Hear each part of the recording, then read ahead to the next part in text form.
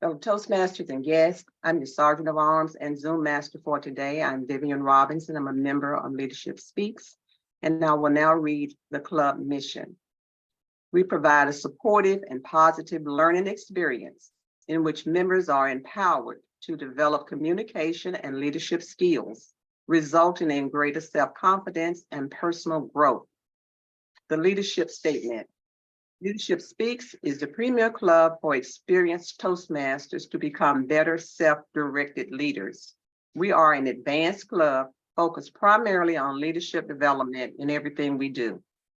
Fellow Toastmasters, our timer, you will see at the top of the screen with the virtual hand raised. And that's so that we can all see who is timing. And I will also be spotlighting the timer. Fellow Toastmasters, I'd like now to introduce the Toastmaster of the day who will lead our meeting, and I will give you a brief introduction. Sudarshan has been a Toastmaster for the past 6 years and has achieved his DTM status. He believes Toastmasters is a platform to make one heard and felt, and the platform also equips one to be creative and resourceful. Fellow Toastmasters and guests, please help me welcome the Toastmaster of the day, Sudarshan. Thank you very much, Toastmaster Vivian. Fellow Toastmasters, guests, what are we if we are not resourceful? That's a question that has been staring at me, given that I have embarked on a very different journey in my personal life. From someone who was drawing a paycheck every 24th of the month to someone who is responsible for cutting paychecks for a bunch of people. This question kept coming back to me a lot. And when I looked into this particular aspect of leadership, it struck me that the most successful leaders all across the world have one common trait among a lot of other skills that they might possess, which could be different and distinct in each of them. The one common thread that runs across every single leader who's highly successful is the word resourcefulness. In fact, so much so that we in India have coined a different term for it. And that is the one spirit of being which enables Indians to achieve a lot more than what they are given. And this attribute of being resourceful is not unique to a country, to a person, to a gender. It is not even unique to just us humans. Resourcefulness is something we are all born with. What happens is as we progress through life, we keep on adding multiple layers of what we call as knowledge, which sometimes camouflages this whole resourcefulness and makes us believe that a problem in front of us is a problem that cannot be overcome, is a problem that is so difficult that we shall not be able to find a way. And this, ladies and gentlemen, is where success and failure resides. A successful person finds a way. And to find a way, there are multiple methods. A resourceful person starts with a solution in mind, starts with the perspective that this is a problem, I have a solution which I have not yet found. And once you start with that mindset, everywhere you look, you start looking for what can take you to your logical solution. An example of this I would like to share. This was circa 1990, early 1991, 92. I was driving down the street in my then beat up old car, which was my first car, and it was pouring with rain. The rain was so intense that I could hardly see about 10 feet ahead of me. And as luck would have it, my car broke down. My mobile in those days, which was very expensive to own, I had a mobile with no battery charger. I didn't know what to do. I thought, I'm stranded in the middle of the street, I'm going to block traffic, all of that happening. Just for a 15-year-old to come up to me and say, I can get your car started. I waved him away thinking he's out to get some money from me. I said, no, don't bother. I'll figure it out. And I started pushing my car to the side of the road so that I could let the traffic pass. What I didn't realize was this boy actually had a solution for me. He said, I will jumpstart your car. You can drive it up to my garage. My boss will fix the car.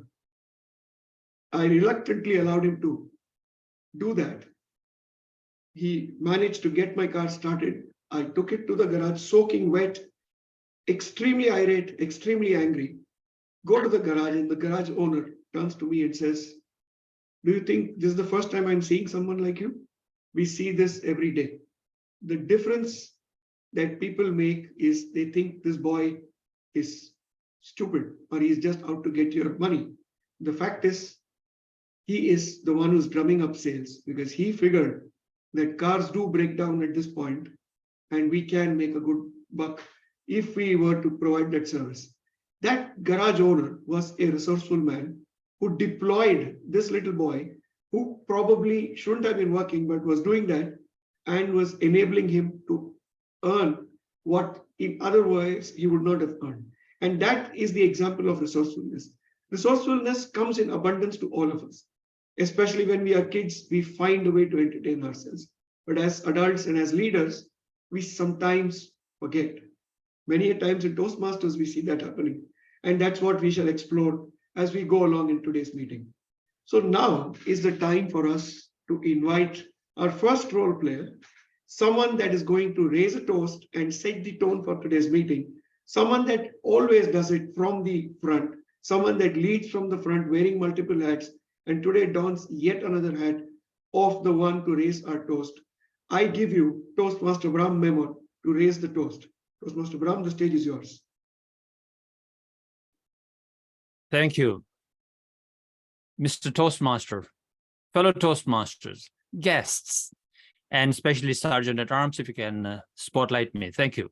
I'll wait.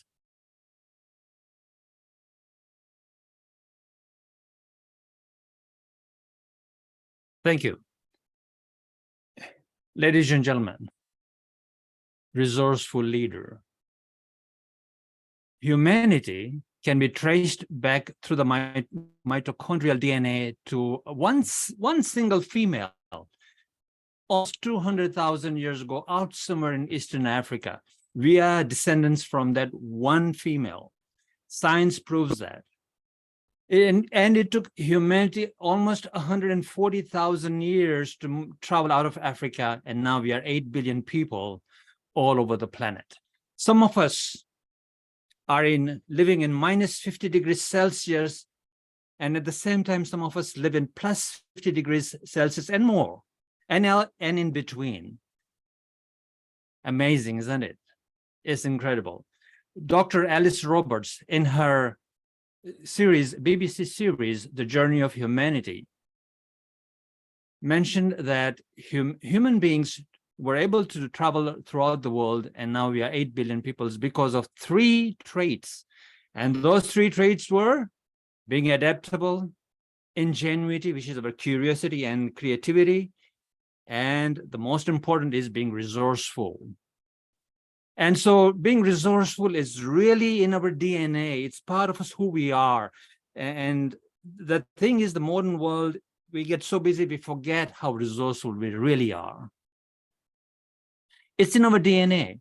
When crisis hits, when pandemic shuts us down, when things don't go according to plan, we need to be resourceful and use the available resources to the best of our abilities in these times of volatility, uncertainty, complexity, and ambiguity. We are resourceful. We need to tap into it. Dear Toastmasters and guests, please raise your glasses and join me in a toast to being a resourceful leader, to resourceful leader. Thank you. Thank you.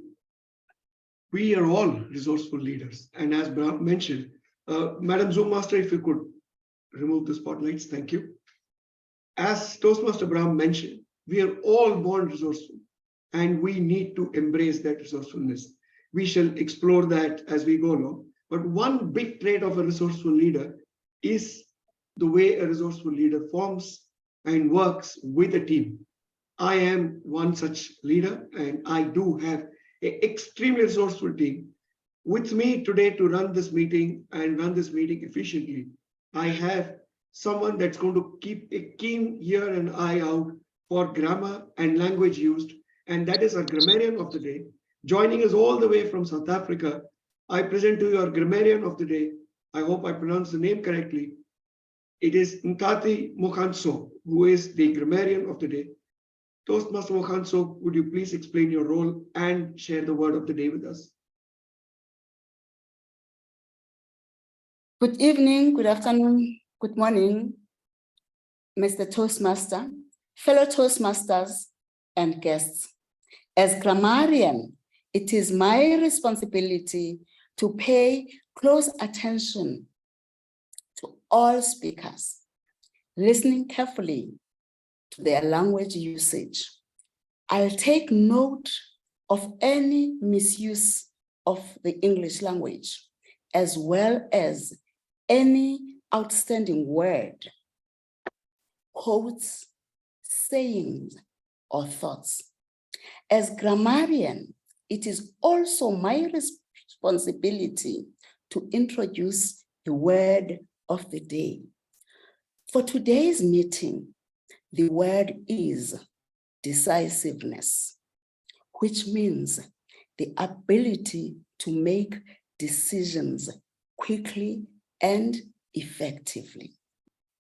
An example of using the word is, the crisis requires leadership and decisiveness to resolve. Each speaker is encouraged to use the word of the day. I will give a word of the day report, as well as the grammar usage report when called upon during the meeting. Thank you very much, fellow Toastmasters. Back to you, Mr. Toastmaster. Thank you very much, Madam Grammarian. Let's decisively take the next step and reveal our next role player, who has been at it right from the beginning of today's meeting. You can see him at the top left-hand corner of all your screens. The person with his hand raised, it is our timer, yet again joining us from the magnificent continent of Africa. Toastmaster Dan, could you please unmute yourself and share with us what your role entails? Good morning, good afternoon, and good evening, fellow Toastmasters. My role today is as timer, and I will be timing according to the presented agenda by timing cards. My cards will change when they we reach the top time, green. When you've got to halfway through the time, it is yellow, and when your time is up, red in 30 seconds. I will then present a report when called upon. Let us be decisive with our timings this morning, evening, and afternoon.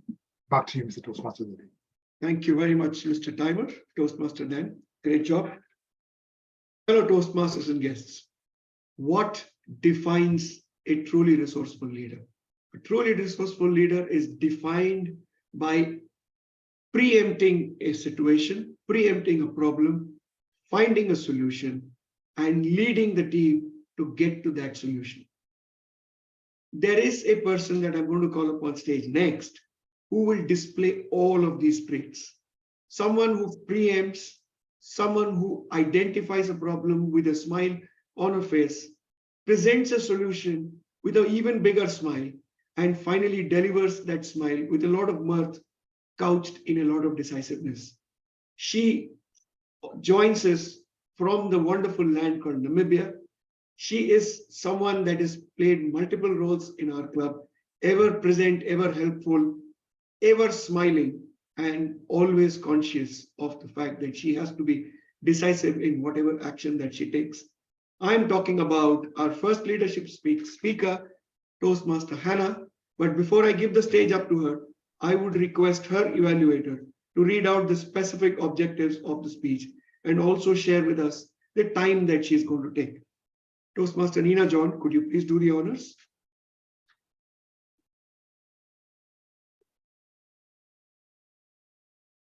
Toastmaster Nina, are you there?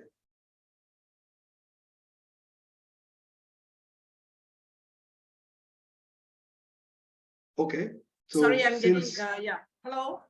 yeah, hello? yeah, Yeah, we can yeah. hear Can you. hear me? Please go ahead. Yeah, well, 1 minute. Right.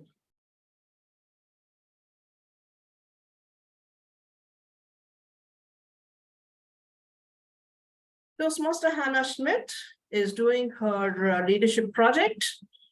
The objectives are for the member to learn about and practice facilitating a question and answer session. The purpose of this speech is for the member to practice delivering an informative speech and running a well-organized question and answer session. The member is responsible for managing time so that there is adequate opportunity for both. Over to you, Toastmaster of the day, Sudarshan. Thank you very much. Mr. Timer, kindly note, the speech will run from 10 to 12 minutes. The Q&A will run for additional 5 minutes after the 10 to 12 minutes are over. So the timer card should be displayed as 10, 11, and 12. And then at 3, 4, and 5, the timer cards will again be displayed for the Q&A session. Ladies and gentlemen, with a very interesting speech, will it be oxygen or carbon dioxide? Toastmaster Hannah Schmidt. Toastmaster Hannah Schmidt, will it be oxygen or carbon dioxide? Over to you. Good morning. Am I audible and is my video visible? Yes and yes. Thank you very much.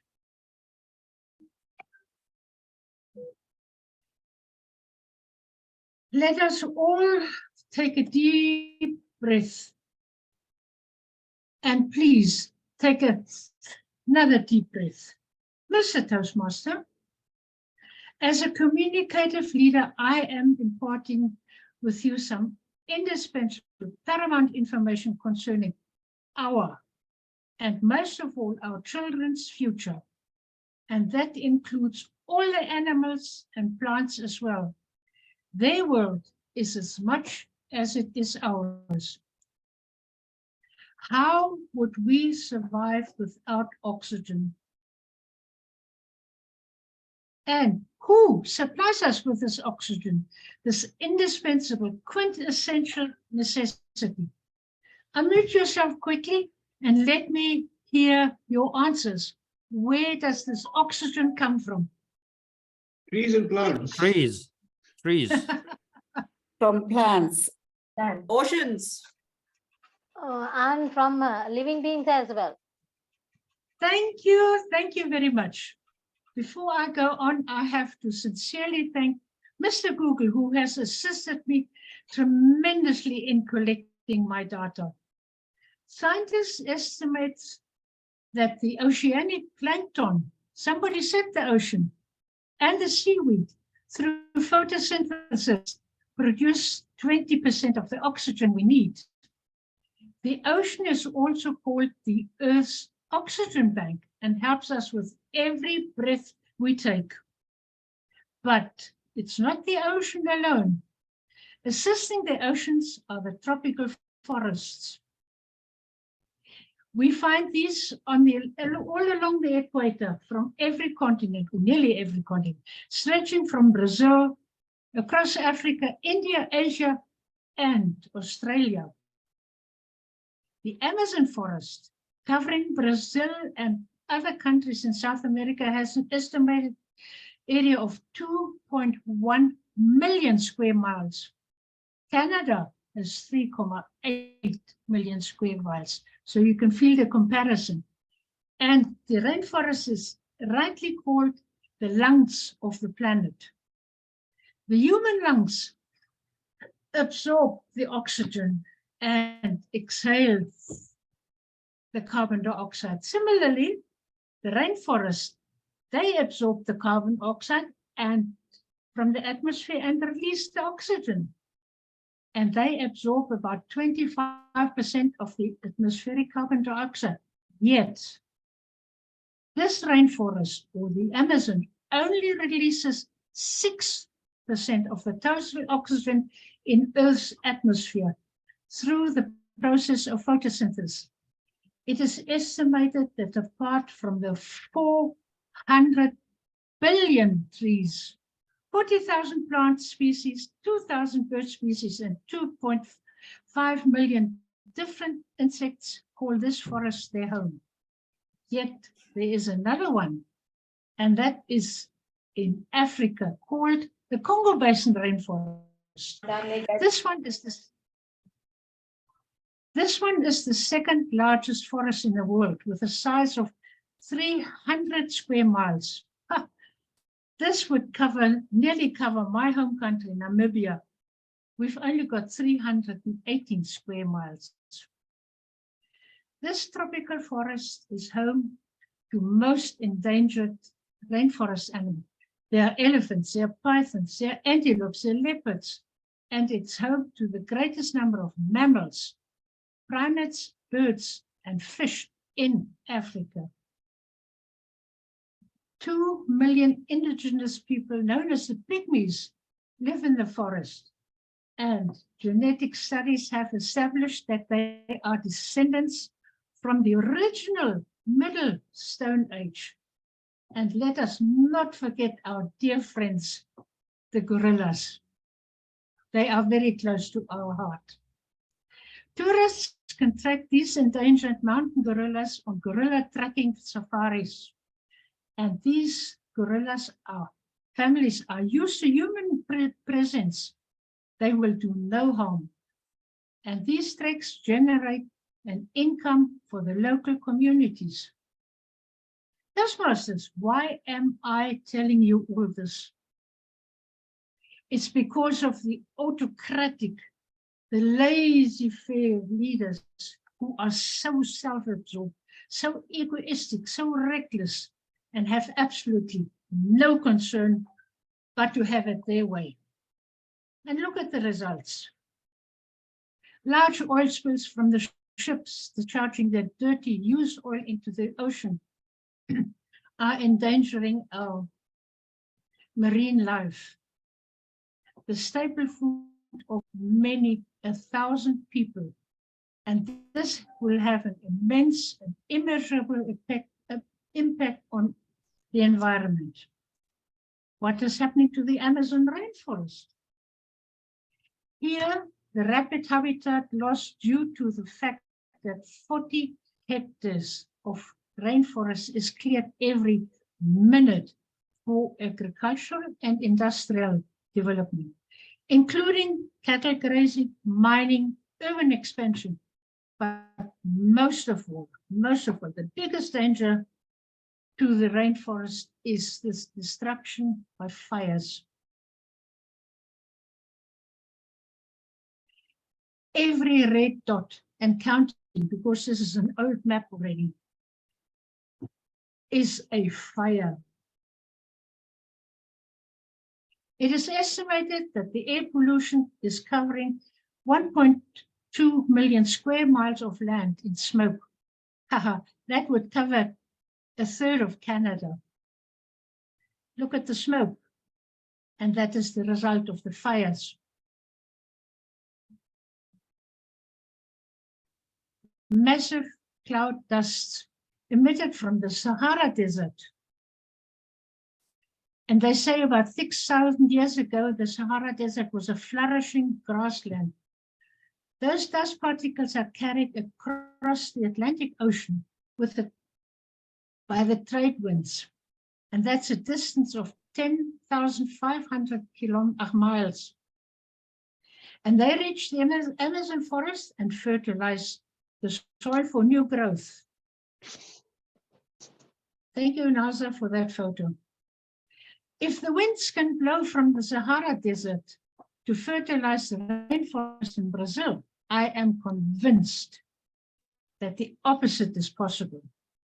And the burn particles can blow the other direction.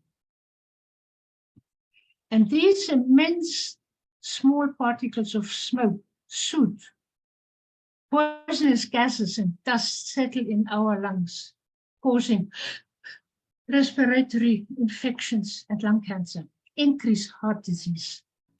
And the smoke blocking the sun from the ocean, will eventually stop production of photosynthesis, and the supply of oxygen will cease. It is estimated that 27% of the Congo Basin rainforest will disappear within the next 30 years. But fortunately, thank goodness, here it is not the fire that destroys the forests. Bribing ministers, high-level crime and corruption, with networks participating and expediting illegal logging, all contribute in destroying the rainforests. Urbanization, and with it road building, look at those roads, have their share in the destruction of the rainforest. And the human race, because of its autocratic, laissez-faire attitude and being greed and ruthless, is busy destroying all this. What will happen to all the lives of those indigenous people, those gorillas, the endangered species, exotic tropical plants? Most of all, the contamination of our oceans and the destruction of our rainforests would mean no more recycling of carbon dioxide into oxygen. That will happen.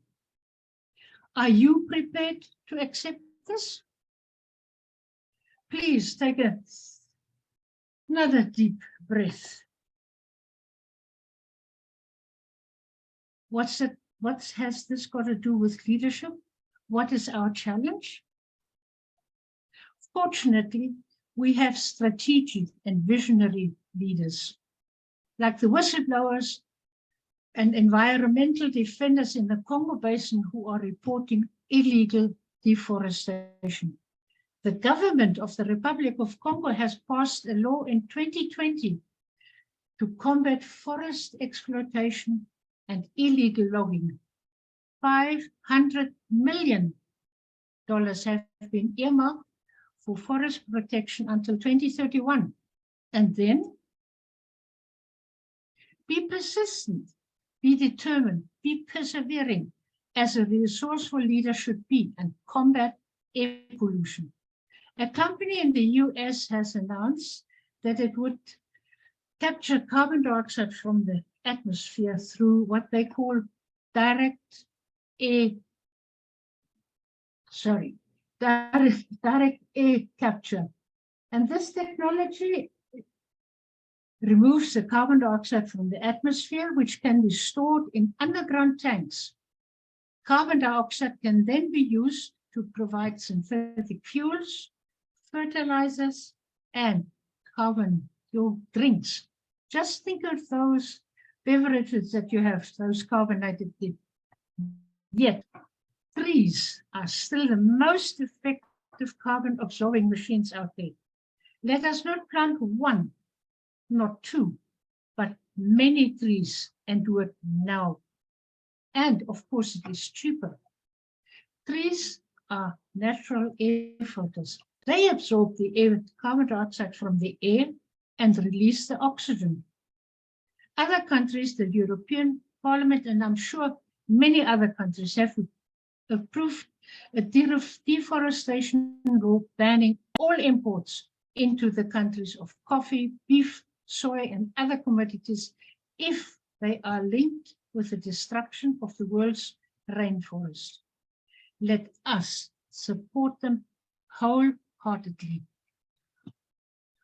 The medical world will face a tremendous loss because 70% of the plants with anti-cancer properties can only be found in the Amazon and the other rainforests, like the lapacho tree and the cat's claw. They are used in modern medicine to cure cancer and alleviate pain from chemotherapy, leukemia, heart problems.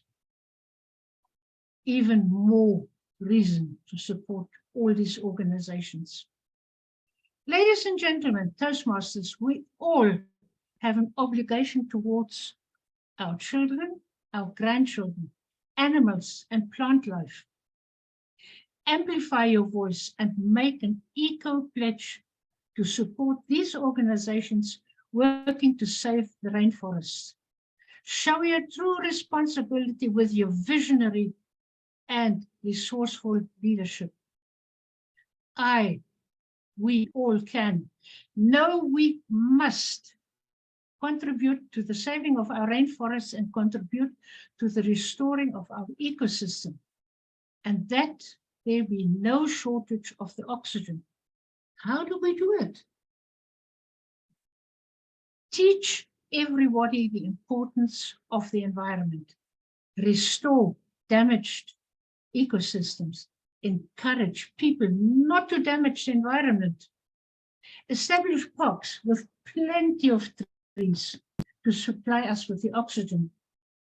Support everybody who assists to minimize the damage of the environment. That is an acronym for trees. And the question still remains, will there be enough oxygen? We have not inherited the earth from our ancestors. No, we have borrowed it from our children. Please take another deep breath. That it can be like that. Are there any questions? I think we've got about 5 minutes for questions. Any questions from the floor? Toastmaster Hannah, let me ask you the first question. You talked Sorry. about, it's me, Sudarshan. Go ahead, I'll try and Yeah, listen. so the question for you is very simple. You talked about big organizations, corporations, mining and stuff like that. What can us individuals do to help grow oxygen in our atmosphere? There are many, many reasons for us human beings to help there. They say cattle also emit carbon dioxide that spoils the air, fresh air. Our motor cars, our all these little things that smoke, whatever we emit, will help reduce the carbon dioxide, the oxygen, and just deplete the oxygen in our lives. Any more questions? I have a question. Yes. This is Hold it. Ron. Let me just put up my volume. Thank you. Go ahead. Thank you, Hannah, for that amazing, wonderful speech. It is, as you know, my favorite subject. I'm wondering, as resourceful leaders at a global level, how can we make the best use of our resources through our production and consumption cycles to become more resourceful? Oh, yeah. Stop. I nearly said stop breathing. That wouldn't be the answer, would it? No, we all have to contribute to it. In Germany, they have stopped the atomic, how do they call it in English? Nuclear power. That's it. Thank you. Nuclear energy. Power, Right. yeah, nuclear power energy. Mhm. Lots of countries are going over to solar energy. And it just tells every little bit that we can contribute will help. Put on a solar, cut off your electricity from the current that it goes solar. Thank you. Any more questions? So Ami, there are Yes, two more I have- questions I can I see. have a There is Amit question. and Lasita. Yes, I have a question. question. I have a question. I'm Latisha. Am I audible enough? Yes, Yes, yes, you please My go ahead. question, yes, and thank you so very much for your wonderful and thought-provoking, and I would say very timely presentation. And I have this question. Now, anyway, I know environmental pollution is at a high degree, even in Sri Lanka and in the other world as well. And as you have correctly pointed out. But I have learned this. Now there is the law of nature. Even though now, anyway, people are utilizing the natural resources abundantly, and anyway, there is and our animals have faced the extinction, a threat of extinction. All these things are there, but law of nature is more powerful than all these things. So that I think, however, how much pollution and all these things are happening, law of nature will act in time or on time and make the balance. Do you think it's correct? Or do you believe in that? Law of nature, obviously there is a higher hand that regulates everything. That is my belief. We can do as much as we can, but if we destruct the rainforests or pollute the ocean, that can only contribute to more contamination, more or less oxygen for us to breathe. So we have to, as human beings, if we don't want to be robots or something, maybe they breathe carbon dioxide and exhale oxygen. Who knows? That can also be. But we'll have to assist everybody everywhere to help fight pollution. I see Ahmed has his hand raised. Yeah. Thank you, Hannah, and thank you for sharing all the interesting statistics. My question is, so you talked about two main reasons for deforestation in the Amazon. One is the animal agriculture and second is the industrial development. So do you have any statistics on what is the contribution of each of these, and is there something we can do about animal agriculture in particular as individuals? I have not taken out the statistics, otherwise my speech could have been an hour long. I have just taken the very basics of that. But they say animal production, especially cows, they are emitting also gases that contribute to the destruction of the atmosphere. So I don't know how they will cope with that and whether other animals do that the same. But I shall look up some information, more information or some statistics, and maybe I can impart them to you. Thank you. Thank you. Thank you. I think we'll have to stop it at that because the time has passed. Okay, So thank you very much. Quickly.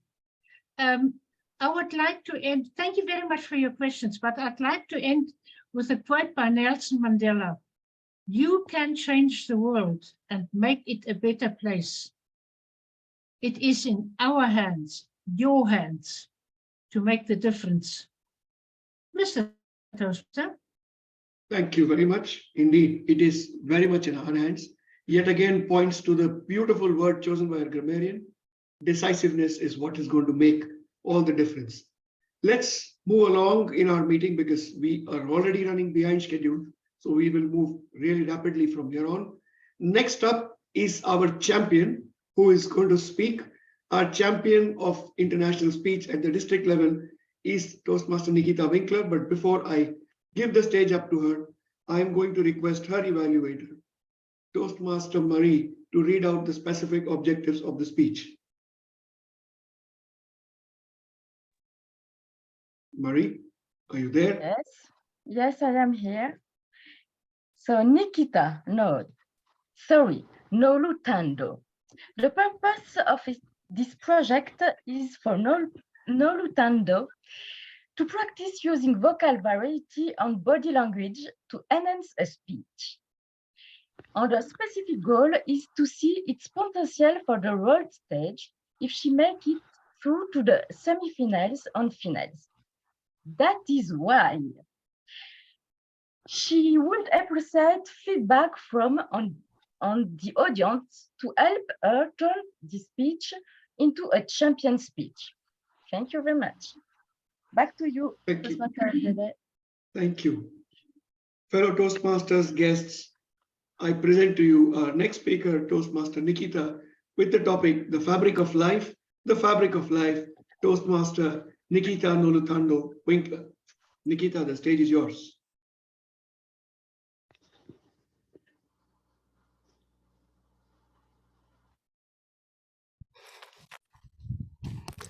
This fabric has taught me essential lessons in life. Like life is about stretching ourselves. You see, I have been using fabric in a lot of my creative work for many years. Fabric allows me to explore emotions because fabric is both comforting and confining. And in 2021, I created a solo work. And the solo piece that I created was premiered here in Spain, my first piece in Spain that I performed. And I decided to buy a 15-meter long stretch lycra fabric. Honestly, I don't know why I decided to do that. I think it was because that stage was so enormous. I needed something that would help me to fill it up. And so I made this decision, but it also ended up being a big burden. 2 weeks before the premiere of that show, I couldn't deal with this fabric anymore. It was too big of a problem, too much of a weight for me to overcome. And I told my husband, I'm not performing with this fabric anymore. I'm going to find something else. And he obviously was disappointed because at that time, the organizers of the event had already been running around to try and get me to mount this fabric on stage so that I could stretch it across that enormous stage. But also all this work, time, effort, expense, all of that just to give up? Really? Well, the easiest thing to do would be to give up on the fabric. But I wouldn't have gained anything from doing that, would I? So my husband's disappointment encouraged me to deal with the fabric, deal with the weight, deal with the problem. And I learned that when you have a problem, just dive into it head on with all your fear and anxiety. And 2 years of discovering this fabric, I have discovered a lot of creativity, stories, emotions, and I learned that life is about stretching ourselves. If you know me well, you would know that I am not a fan of the saying, think outside the box. In fact, I prefer to think within the box and to stretch the box because all the potential is already within the box. And what we need from outside, we could simply invite in and continue to stretch. The thing is that I have never been able to stretch this fabric to its full potential. I'm not strong enough. I can't do it on my own. And so I learned that at some point, I would have to invite the voices of others into my work. Invite more women, more mentors, more coaches, more collaborations. And that's another lesson I learned, that in order to reach our full potential, we need others. We can't do it ourselves. It reminds me of the African proverb. Alone, you can go fast, but together, you can go far. This proverb emphasizes the importance of collaboration, teamwork, unity, and collective effort towards a common goal. And it resonates not only within Africa, but all over the world. Especially in this world where we are being bombarded with constantly thinking that we can achieve anything on your own, but the reality is that no one can achieve anything significant alone. So this African proverb, it speaks of the fabric of life itself. That life cannot be lived in isolation. Life is a shared experience that requires collaboration, teamwork, support from others. Just like the threads that make up this fabric are interconnected and interdependent, so too do we need others for love, support, guidance, and inspiration. In fact, we depend on others for the basic needs of life. Without others, life would be difficult and lonely and unfulfilling. Each one of us, with our strengths and our weaknesses, can create a better world for ourselves and for the future generations. It's just a fabric. It's just a fabric. But it has taught me so much and continues to teach me about life and its potential, my own potential in life. And so today, let's embrace the lesson that it teaches us of how we can stretch ourselves and how we can overcome difficult situations, and the importance of collaboration and teamwork. And may we continue to learn from each other, continue to support each other, to work together towards a better world. The power is in connection. And there's beauty in diversity and strength in collective effort. And if you are struggling to reach out, remember that reaching out is not a sign of weakness. It is bravery and courage. And it is the most important step to take to overcome, to heal, to grow, and to step into new opportunities and new possibilities.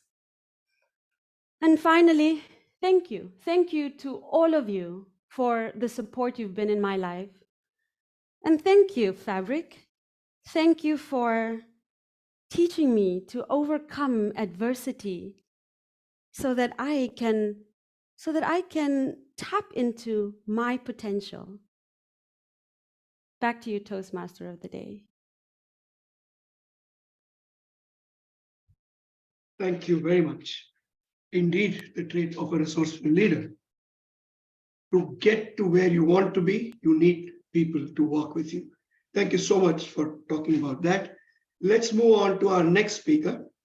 Our next speaker is someone that has been an integral part of this club from inception.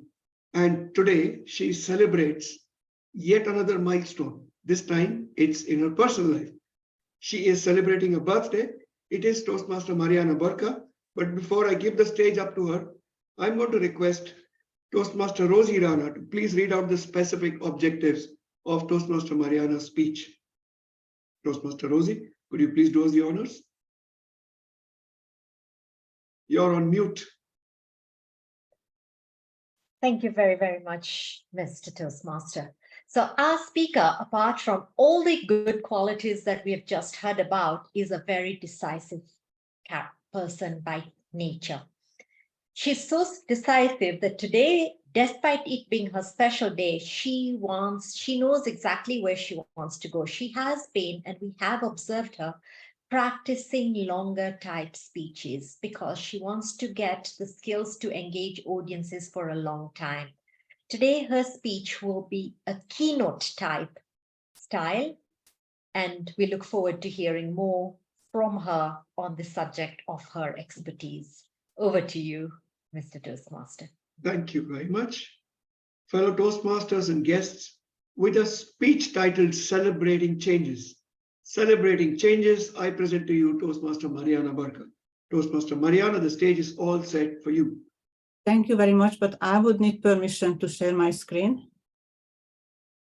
I think it is available. Try sharing your screen. Not yet.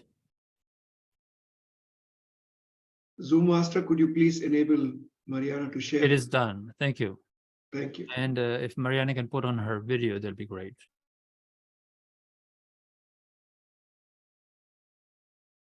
Can you see my screen? Yes. Perfect. Thank you very much, Mr. Toastmaster, fellow Toastmasters. And yes, my video will come in time. But today, I am celebrating happy birthday to me. So what is birthday all about? Besides giving me 22 minutes to talk about myself, my favorite subject ever. Well, it's about reflection. When we get to a milestone, like a birthday or a big holiday, like Christmas, we reflect, we think about where we came from, how we get here, where we are right now, and which way we want to go in the future. And most importantly, we celebrate changes because there is only one constant in our life, and that is changes. We are always changing, our circumstances always changing. So we have to be adaptable, resourceful, and decisive to be able to go forward.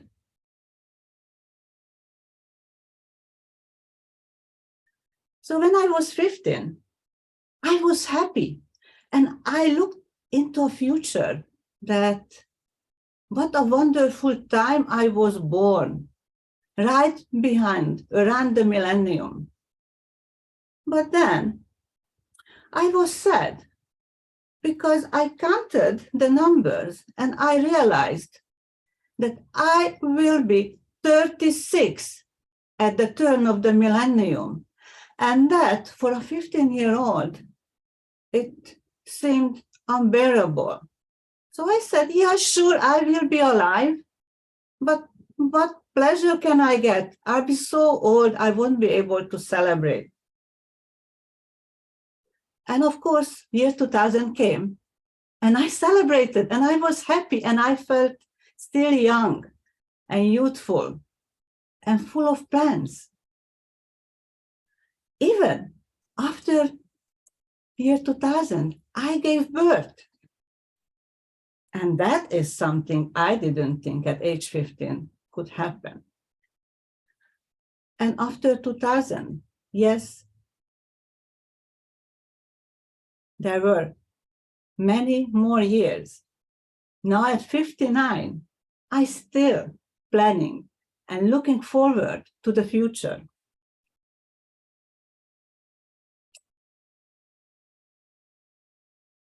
But changes come in many different phases. It's not just our look, our wrinkles, our face, our body changes. Also, our beliefs. When I was 15, I believed in material things. Anything I could touch, I believed in.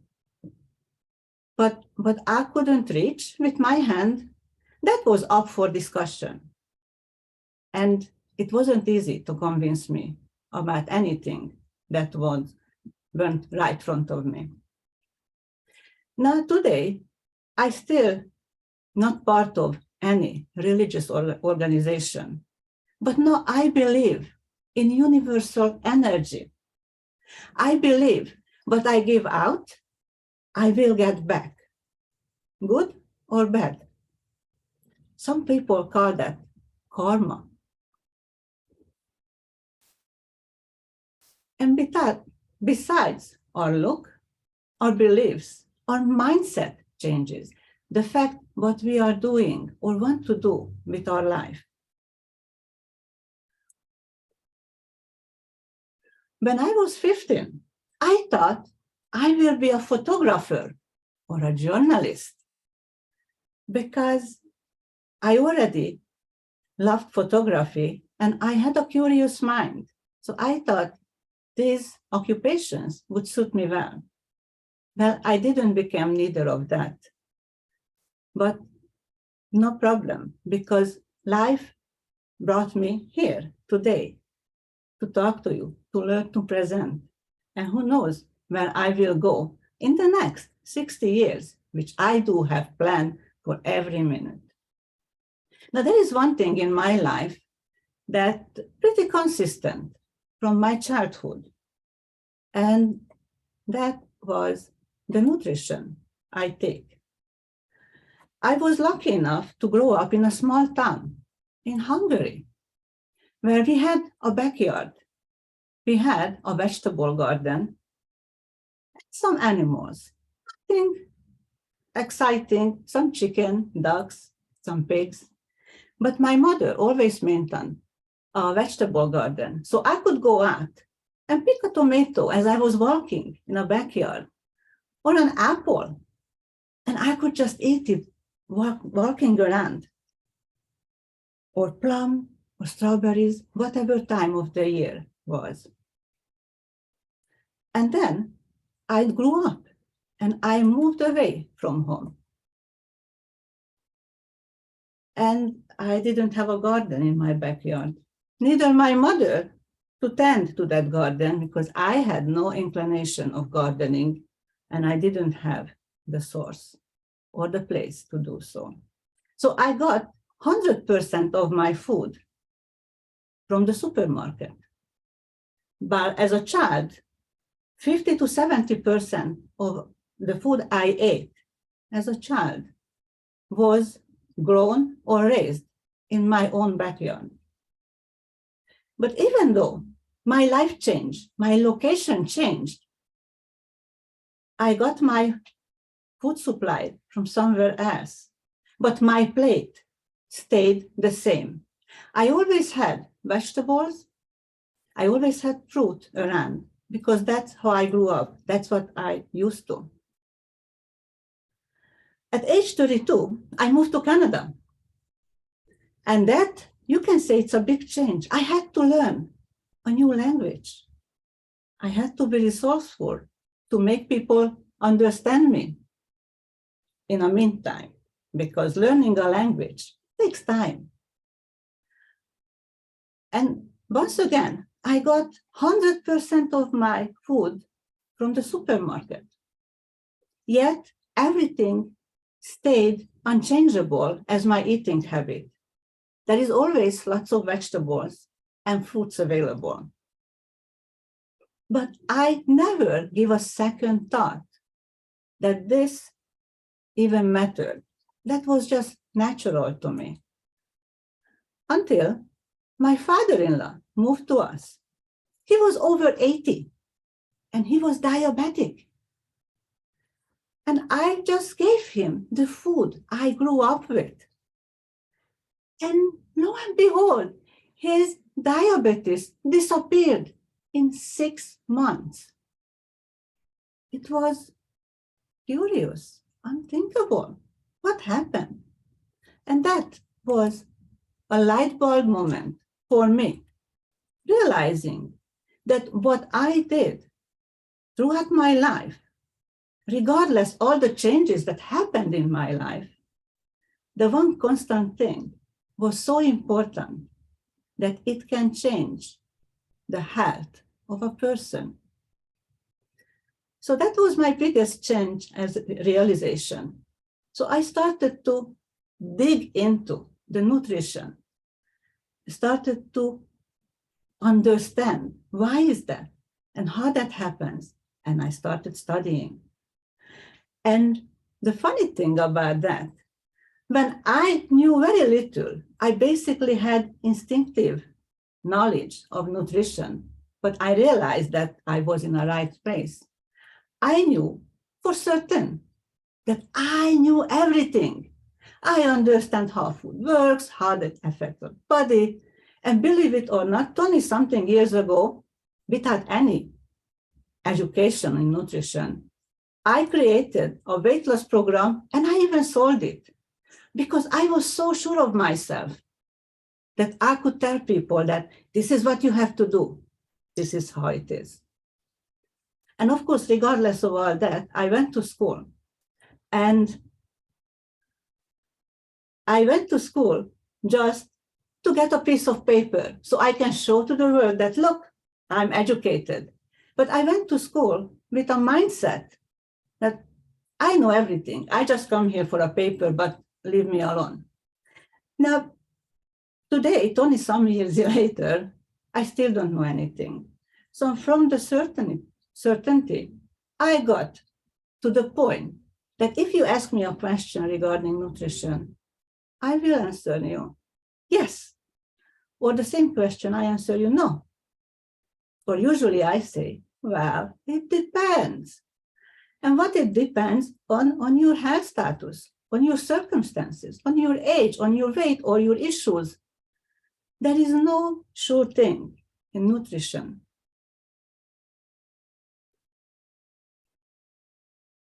Just like our belief system, when I studied nutrition, if I wanted to pass my course and I had to put together a program about nutrition, I better put there 3 main meals and at least 3 snacks, or I would fail my course.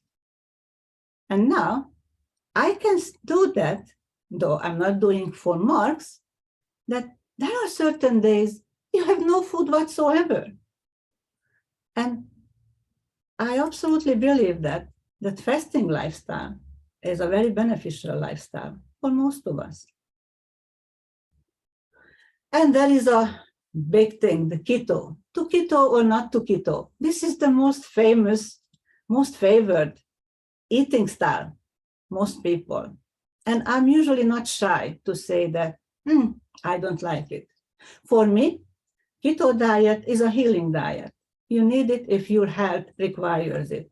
If you're relatively healthy, eat a balanced diet. And when keto was created, it was for healing seizure patients, and it worked. And after a year or two, even those patients went back to regular diet.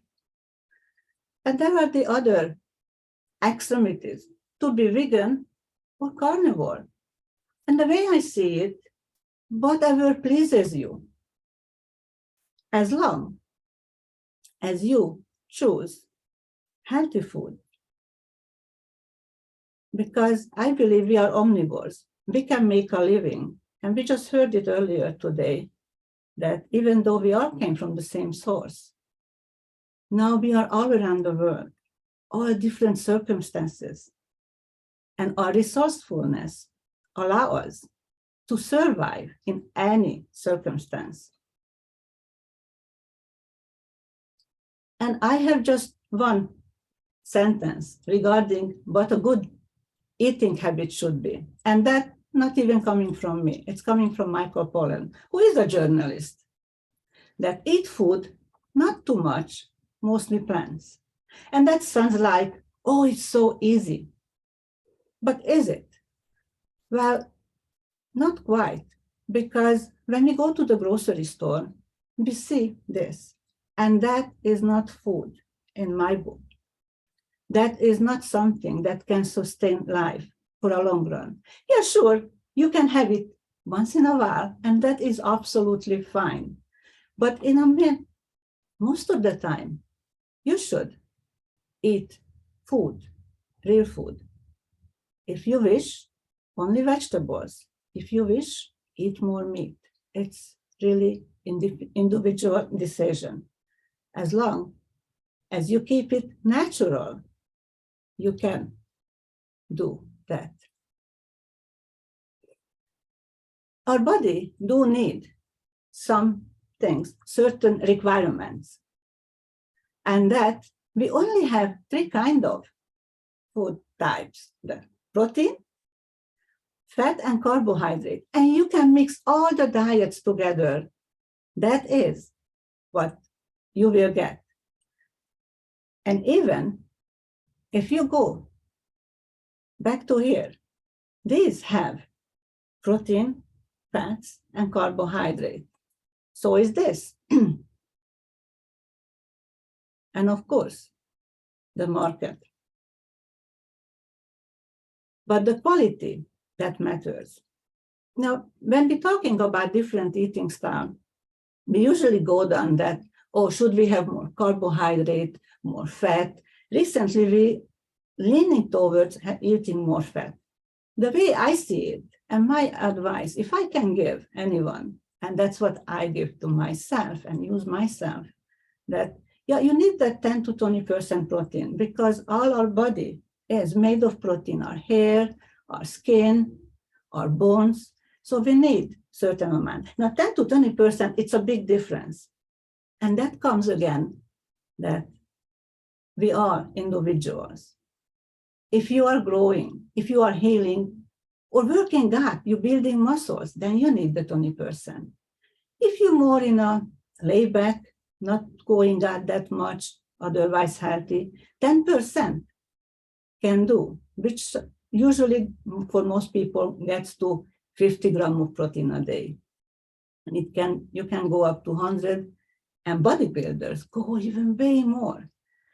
But after you have your mandatory protein amount, how much fat or carbohydrate you consume, it's really your choice. It doesn't matter as long as you don't eat too much of it, because weight gain ultimately comes down to calories. If you eat too much, many times I have clients and they say that, oh, I made this delicious food. It's all natural and vegetable and organic. And I made a big bowl and I ate it all. Well, you can gain weight if you eat a lot of good things.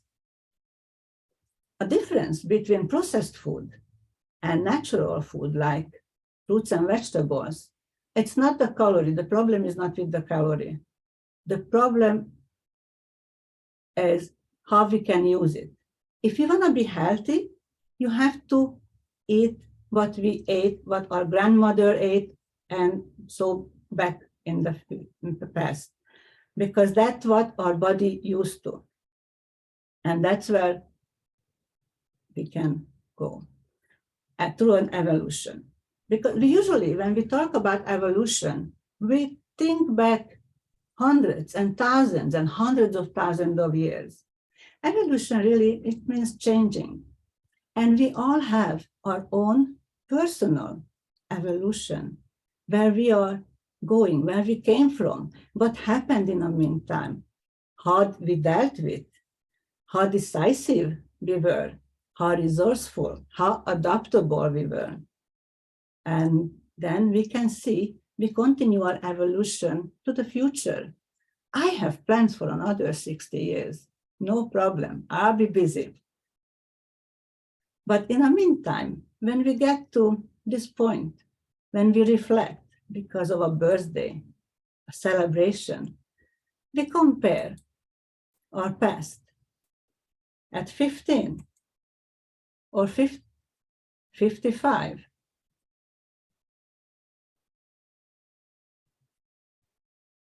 Or 59.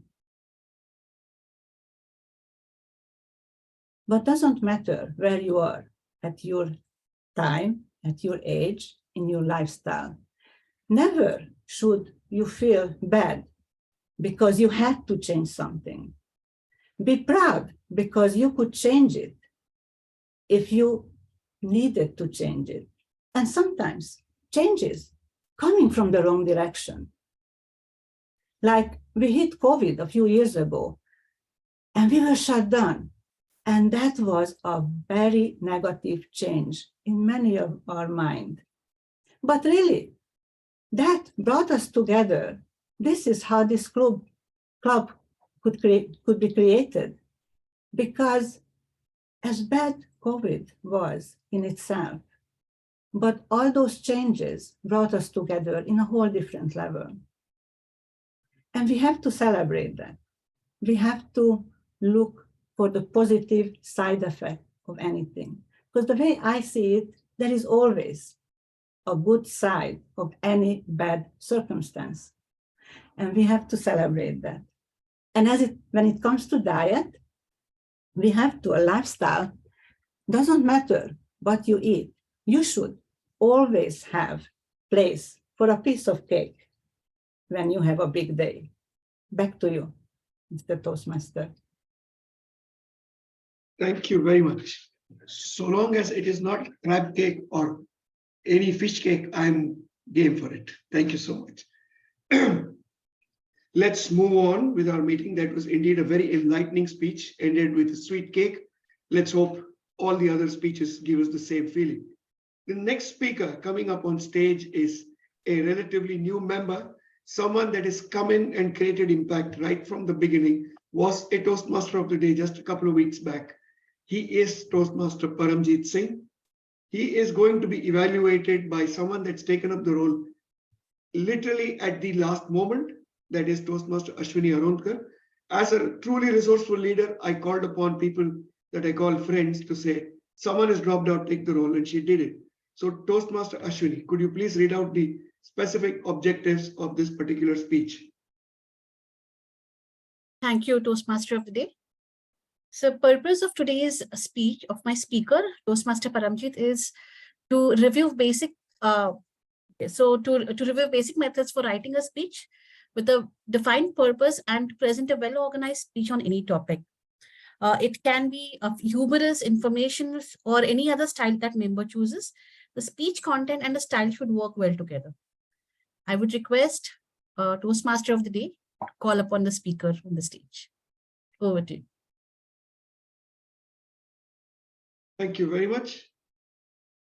Fellow Toastmasters and guests, with a speech titled Noah's Ark, Toastmaster Paramjit Singh. Noah's Ark, Toastmaster Paramjit Singh.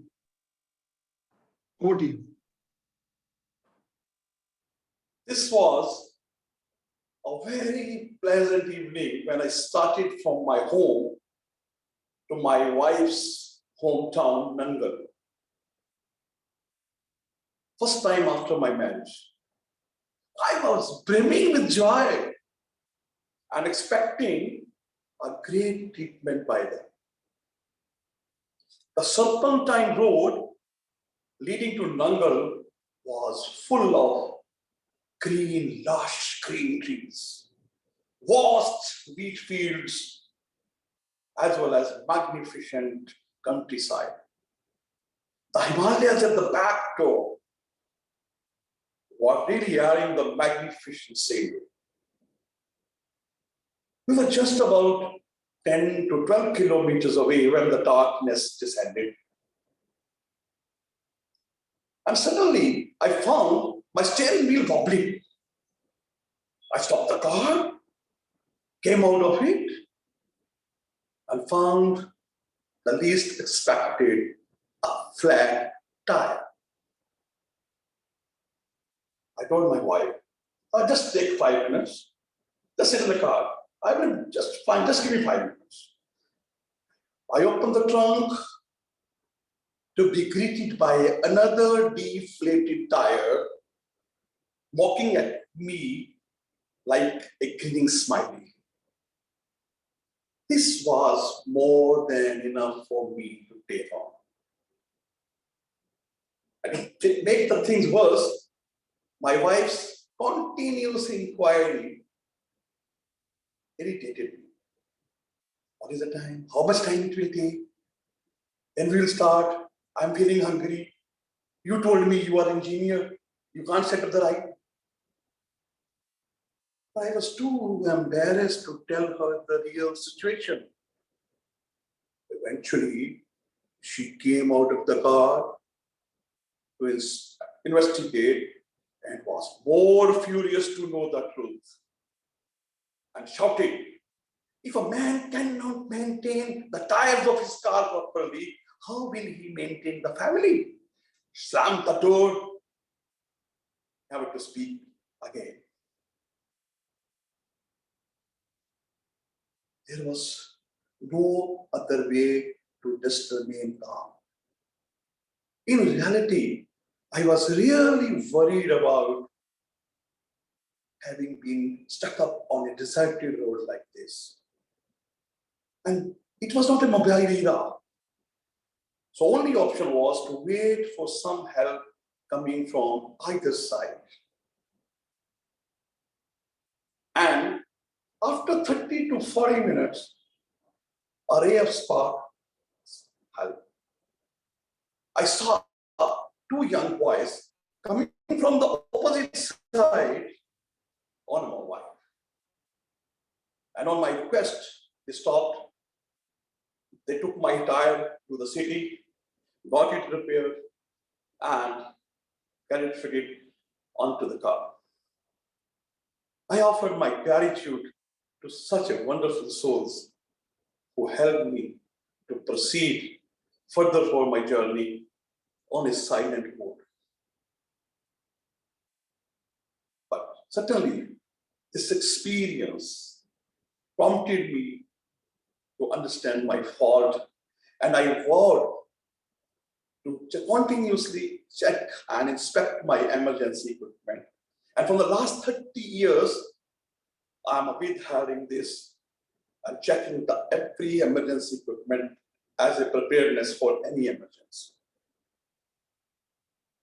However, in year 2020, some bigger experience changed my total perspective of my emergency preparedness. This happened with a downpour, heavy downpour, the night before. And in the morning, my home, along with the city center, the main hub of Charcha, was under 2 to 3 meters of water, deep waters, and we were not able to venture out. And the police had stopped Winkler traffic to our side. Everything was stopped. Groceries, shops. But one thing was not stopping: my wife's continuous reminders. I told you, lazy man, yesterday to bring the groceries.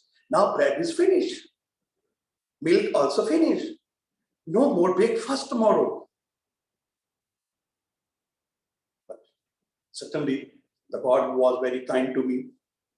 The ordeal was no long, and the water started receding by evening, and early morning we could go out and buy whatever was required for our survival. But this put a question mark on my preparedness for the emergencies, particularly when I'm just living 15 to 20 meters near the beach. In case of any emergency like earthquake, tsunami, fire in the building, will I be able to survive for a longer time? So this spurred me to action. And with one of my friends' comprehensive list, I prepared an emergency kit to be kept on the main road of my home, so that in any eventuality, I can just grab and run. I have created my emergency kit. I'm curious whether you have prepared your kit. As a leader, as a human being, we have to look ahead and plan for emergencies. Just remember, it was not raining when Noah built the ark. So build your arks before it starts raining again. Over to you. Thank you very much. Indeed, build the ark, be prepared. A trait of a resourceful leader. Let's move on to the next speaker. Our next speaker coming up on stage brings yet another different perspective. The speaker that's coming up on stage is Toastmaster Angela Brown. Before I invite her up on stage, I'm going to request her evaluator who again has stepped in at the nth hour to take charge and evaluate. It is distinguished Toastmaster Manju Manohar. Toastmaster Manju, could you please read the objectives of Toastmaster Angela's speech? Thank you, Toastmaster of the Day. It is my privilege to read out the objectives of Angela's speech. Angela is attempting her level 1 from coaching path, and the purpose statement of her project is for the member to practice using vocal variety or body language to enhance the speech. The speech may be humorous, informational, or any style that the member chooses. The member will aim to present a well-organized speech on any topic of her choice. The member has specifically requested me to pay attention to her vocal variety and body language, and I shall try to do the same. So, Angela Brown, she's attempting her level 1 coaching, and the speech title is Names Will Hurt Me. Toastmaster Angela Brown, Names Will Hurt Me. Names Will Hurt Me. Toastmaster Angela Brown. Sticks and stones may break my bones, but names will never hurt me. I'm sure you've all heard that. But do you believe it? Raise your hand if that's something you really believe. Well, let me tell you my story.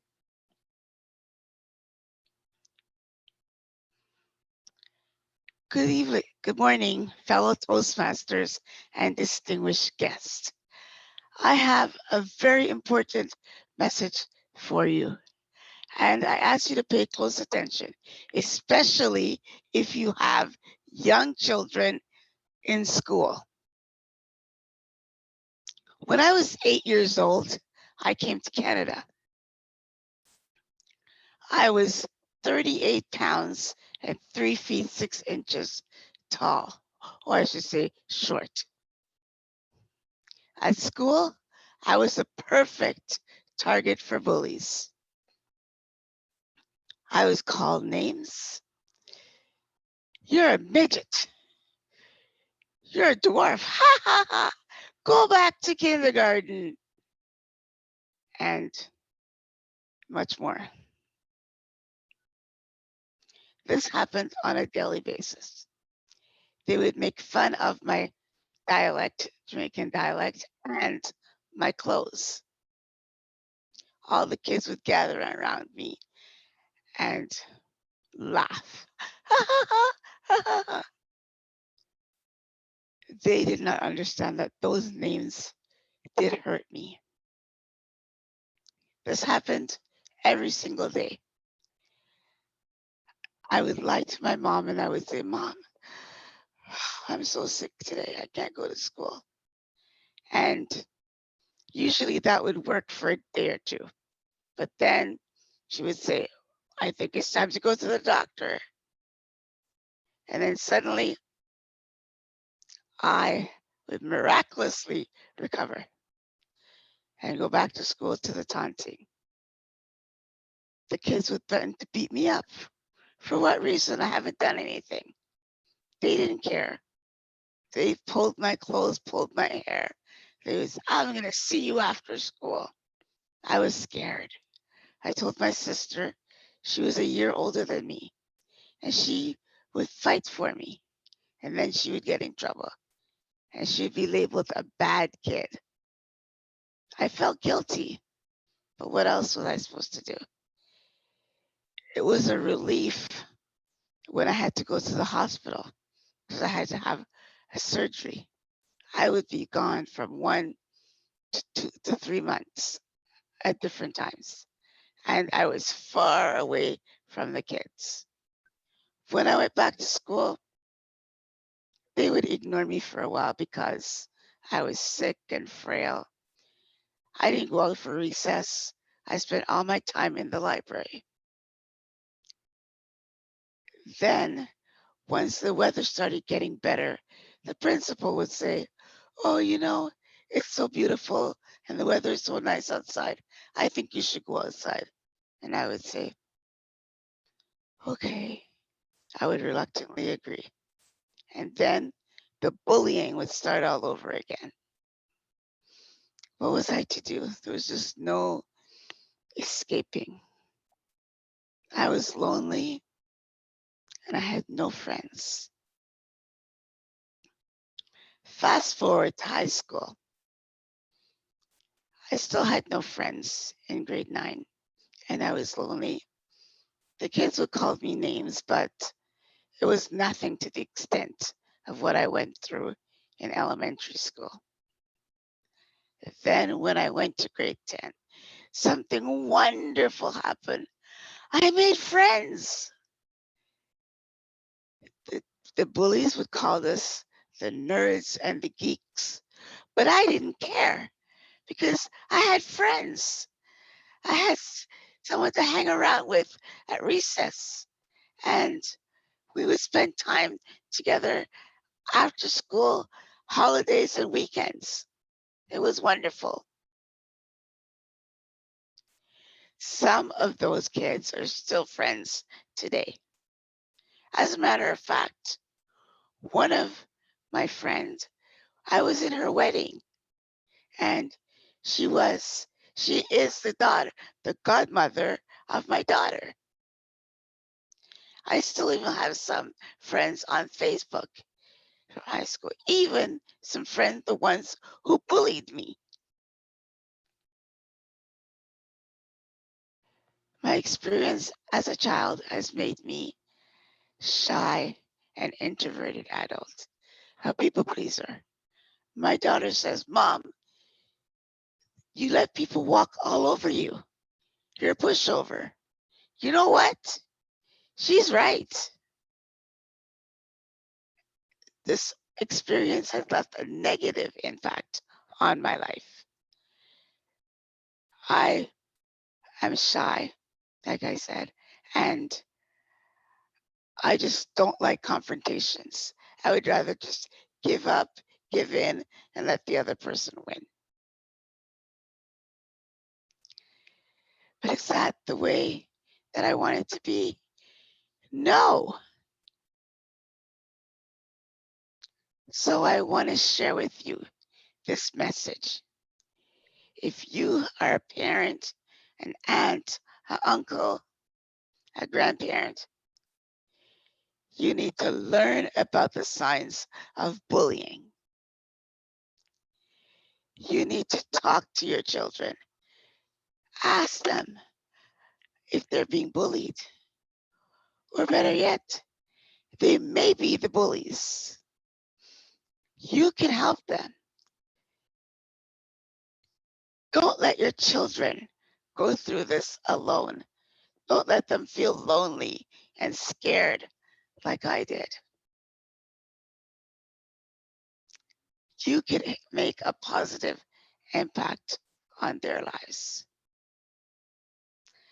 Once again, I say sticks and stones break my bones, but names will hurt me. Back to you, Madam Toastmaster. Thank you very much. No, thank you. Very profound message. I'm sure food for thought for a lot of us. Let's move on to our next speaker. Our next speaker comes to us all the way from sunny old Abu Dhabi.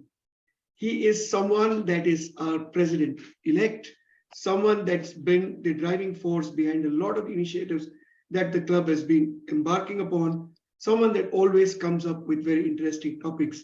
Today is yet another example of that. But before I call upon stage Toastmaster Mohammad Asif Saiyed, I would like to request his evaluator, Toastmaster Mohammad Azimuddin, to please read out the specific objectives of Asif Sayyid's speech. Toastmaster Azimuddin, could you please do us the honors? Thank you very, very much, Toastmaster of the Day. This is a great day for me to introduce Mohammad Asif Sayyed.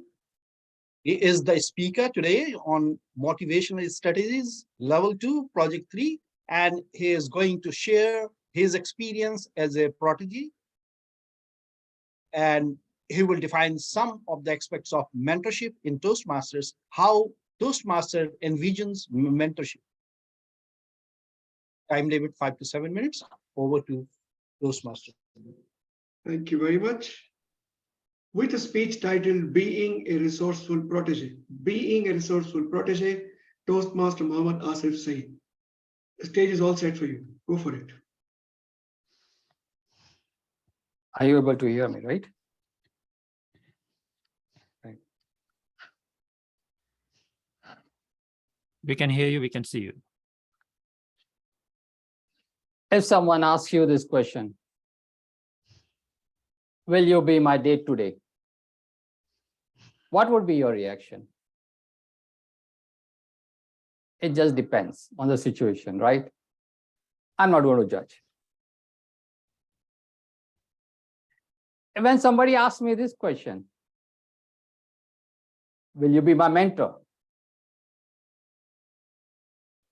It's even a more complex situation. I would start thinking, should I be a mentor to this person? Why? So it's just like this dating game, you know, the mentor-mentee relationship, but more complicated. And the reason why it's more complicated, because a mentor has already walked that path and has achieved success as a result which you are seeking from this mentor. So you see the balance is not equal, right?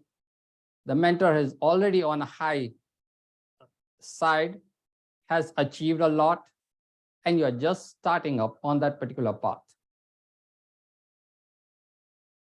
So let me go back again to that same state and step into the shoes of the protege. What should be the protege be doing? How do you get a mentor? How can you attract the attention of a mentor? How can you get all the golden nuggets from the mentor? It would be like, you know, hey, Mr. Mentor, you have taken all the troubles, you know, you have walked all that path and been through all the troubles and seen all the failures. Can you please let me know, you know, the shortcuts so that I don't have to go through those, you know, troubles? How would the mentor be thinking, you know? Well, that is where many of the mentees fail. When they come up with this kind of an approach, hey, will you be my mentor? It's a natural game. It's a natural way of having a connection with a mentor, building a bond, building that trust with the mentor. It's then when you approach, looking forward for specific answers that a mentor would feel, yes, I mean, why I shouldn't be investing in this mentee. So my experience is, you know, as a mentee, I have never been to a mentor and asked this question, okay, will you be my mentor? No. I always knew those people and I approached them. I built a connection with them. And it's only once the connection is established, the trust relationship is established, it's then I just declared them as mentor. That's it. Because by that time, they had already accepted me as a kind of a mentee. They had already guided me. And in this path, you know what I used to do, or I have been doing, I've always been showing them how my mentor as a mentor, the person has helped me.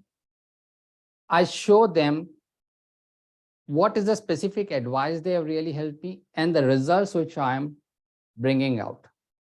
And this is so important because you know what the mentor really wants to see is whatever advice they have given, have you really implemented? If you can't show the results, if you can't show that respect, if you can't show that passion and enthusiasm and that dedication, why would somebody really invest their time behind you? You see, so as a protege, when I came to even Toastmasters, I was never assigned a mentor. Is that just I used to go and connect with several people, and from them I used to get those necessary answers which I was seeking to. But in return, this is the most important critical thing in the mentor-mentee relationship. WIFM, what's in it for me?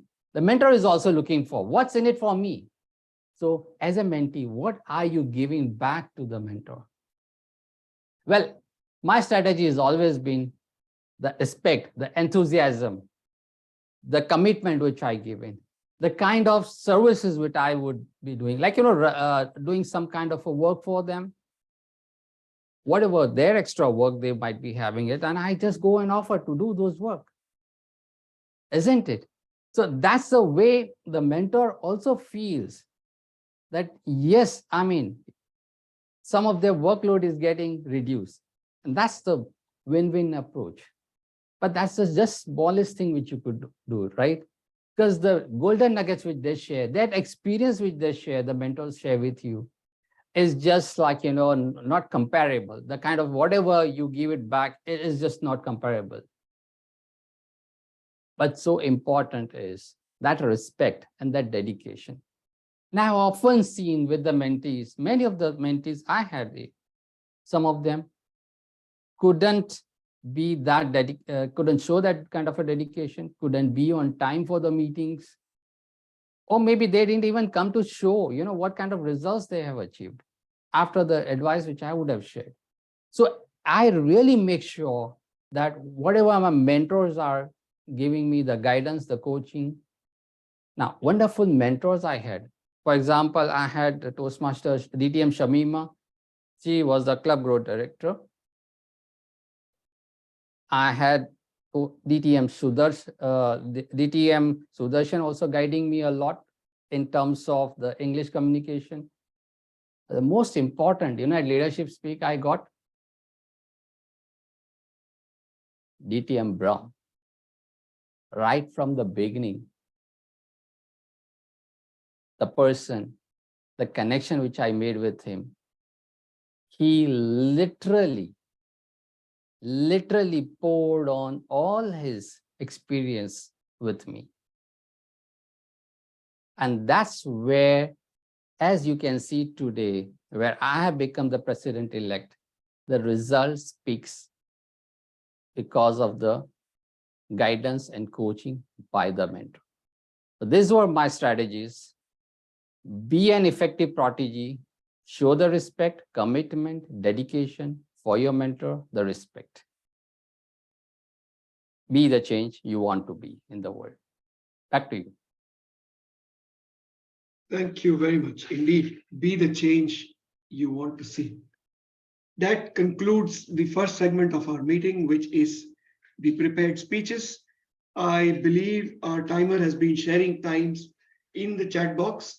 And as of now, I think all speakers except Noluthando have kept to within their time. And therefore, I would like to request the Zoom master to please float the poll for the best speaker. We are running about 4.5 or 5 minutes behind schedule. So let's make it our resourceful best to ensure that we meet and keep to time. With that, with your permission, could I seek to cancel the 5 minutes break and just plow on through so that we can catch up on time? Can I see a couple of show of hands? Yeah, go ahead. Thank you very much. So let's now call upon stage our general evaluator to take this meeting forward. Our general evaluator will give us a perspective of the meeting from its beginning to where we shall eventually end. And the first stage of that is going to be speech evaluations. So without further ado, I will call upon our general evaluator to take charge and lead the meeting forth from here. Toastmaster, distinguished Toastmaster Farsi, the stage is all set for you. Thank you, Toastmaster Sudarshan. I appreciate your efforts this evening. Actually, excuse me, this morning. It's this evening for me. Hey everyone, it's time for our evaluations, and we all know how important these evaluations are. I think it's also important to remember that not only is the speaker responsible for listening to the individual evaluator, but all of us can learn something from each and every one of these evaluators. So after each evaluator has given their evaluation, I'd like to invite you to type into the chat something you learned from the individual evaluator. Let's be resourceful as leaders, and let's learn from everyone who speaks tonight, including the individual evaluators. Let's move forward. Our first evaluator tonight, evaluating our education speaker, Hannah Schmidt. Our first evaluator is Nina John. Nina John, the stage is yours. Thank you so much, General Evaluator TM Percy, and a special warm welcome to Hannah, because she was my speaker tonight. Hannah, that was a wonderful, informative speech, which told us so much about the environment in general and what we as individuals can do. I love the passion for your subject and the wide-ranging aspects that you touched upon. In terms of recommendations, I felt that because it was such a wide-ranging subject and you were touching on so many different aspects, I thought you could have structured it slightly differently, in the sense when you were talking about continents and the different effects. I wish you have such fabulous graphics. I think you could have had the world map and showing us which continent you were talking about. And I would suggest, if you're talking about continents, stick to continents, so you don't have Africa, India, and Asia, because India is a part of the Asian continent.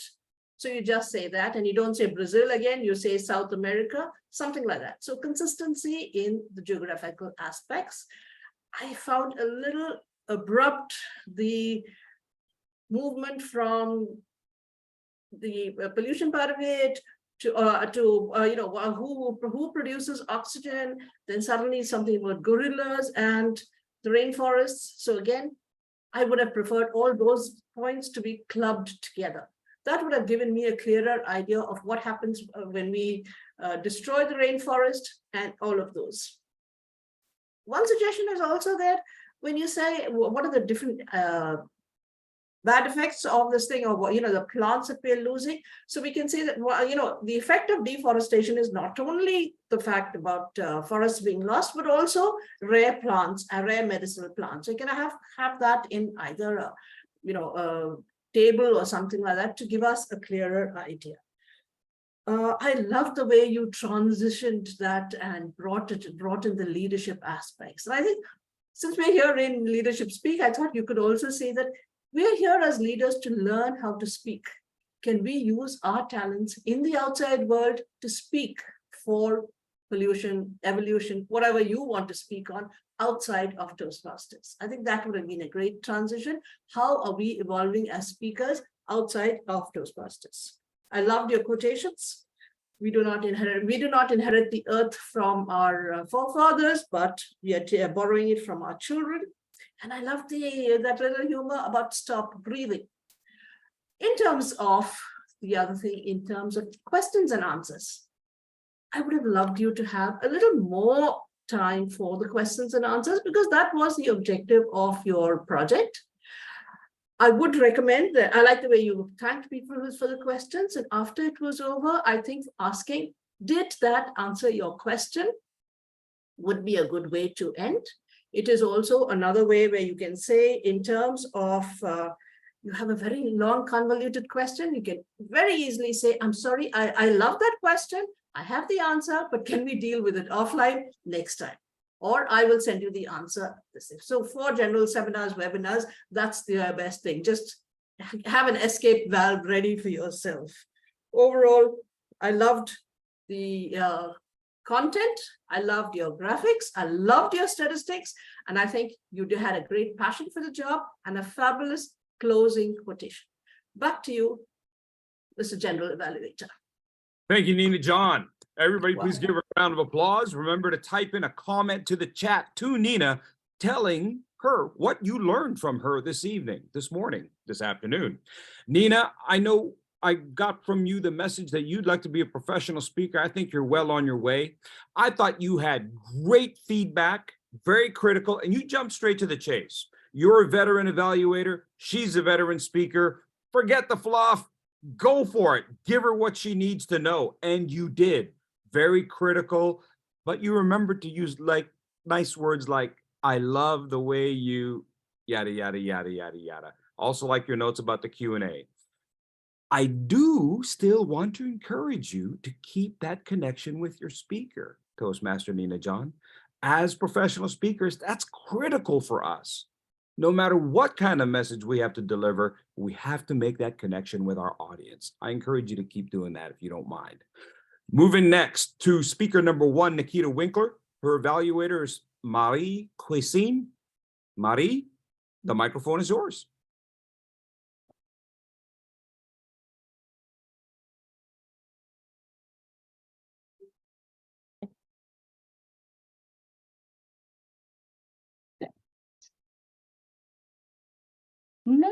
Nolutando, your speech is impactful and speaks at everyone. That is why you can go to the higher place.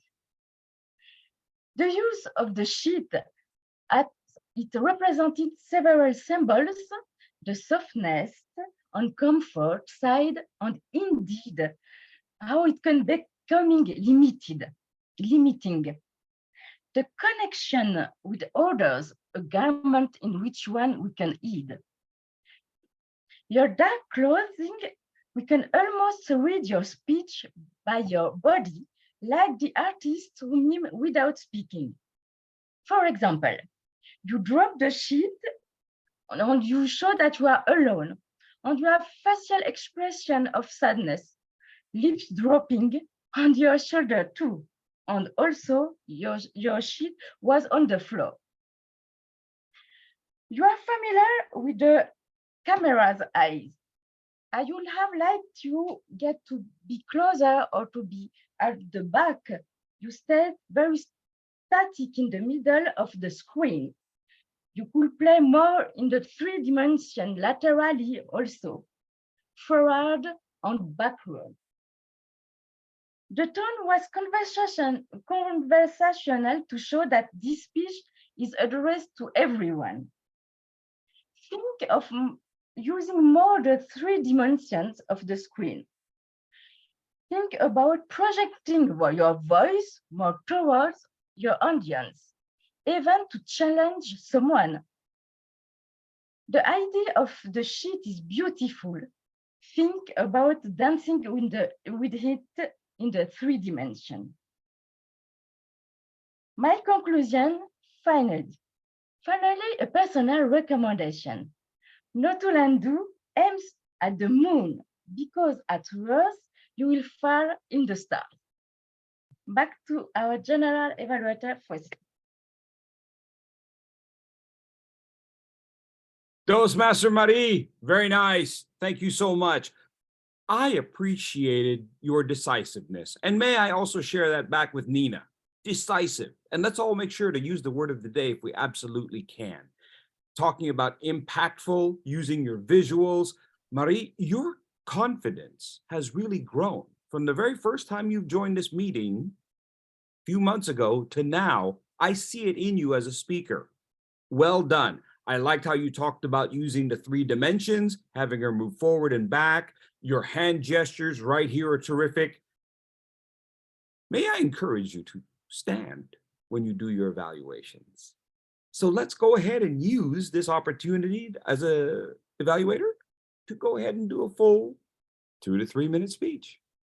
Thank you, Marie. I appreciated your feedback. Moving forward, our next evaluator for Marianna Burka is Rozy Rana. Dr. Rana, the stage is yours. Thank you very much, Mr. General Evaluator.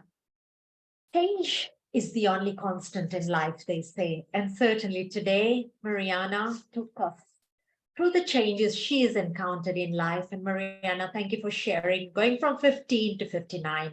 with beautiful visuals, and particularly your own visuals, and we could see the transformation. I totally loved that. You've obviously mastered the art of longer presentations. You're very comfortable, you deliver with comfort, ease, a calmness. There is absolutely no sense of nervousness detected at all as you speak. And you're also a subject matter expert when it comes to nutrition. And I love how you easily transition from, yourself, the fact that it's your birthday, and happy birthday again, to how nutrition has, changed for you and how important it is for everyone. Now, this is a topic which everyone can easily relate to. So it's an agreeable topic. Everyone wants to hear more, and therefore easy for that to become a subject of interest. Now, today you are delivering a keynote. The general object of a keynote, or objective of a keynote, is to uplift your audience and to bring in some enthusiasm for the topic. So you've spoken about nutrition often, and we know when we hear Marianna, and I'm not going to comment at all about your expertise because you're obviously the expert there, and I can't compete because that's the area you've studied and grown in.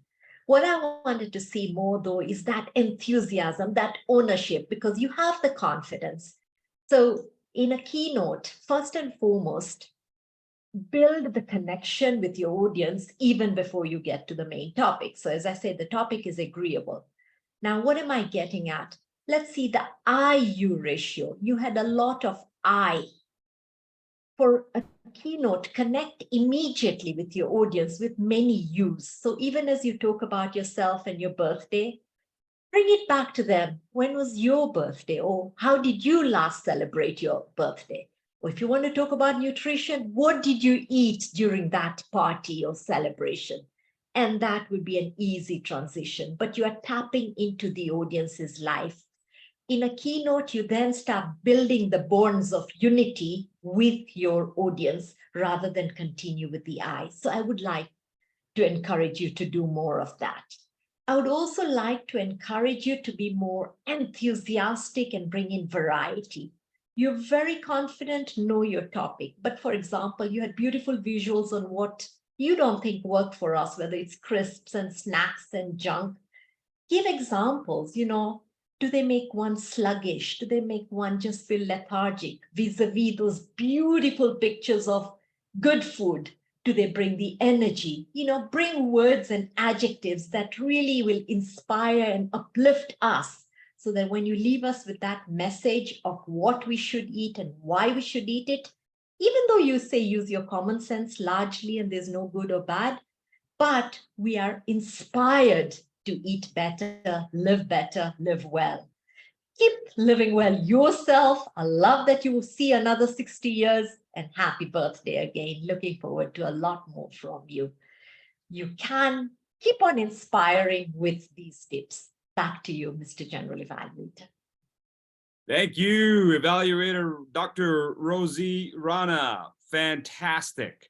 So positive, connected with her speaker, even said happy birthday, talked about wanting her to take ownership, taking ownership. I truly appreciated how you looked at the specifics of a keynote speaker and made sure to address that. Brilliant, brilliant, Toastmaster Rozy Rana. I'd like for you to next time, maybe when we have a speaker who has that much technology involved in their speech, could we say something about that a little bit more? Because I felt like there was something missing there.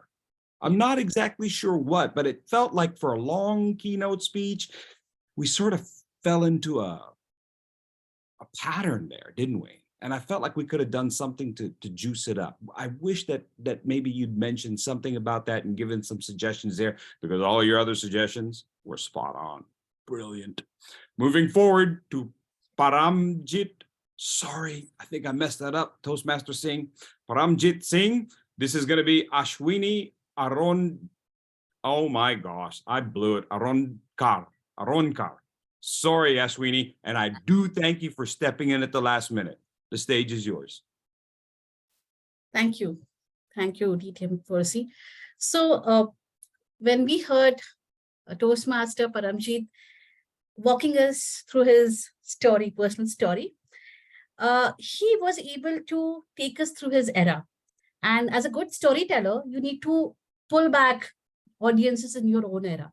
So in this evaluation, what I would be focusing on 5 C's, which are very important. And I keep on working on these techniques because this helps evaluation to make speech evaluation better.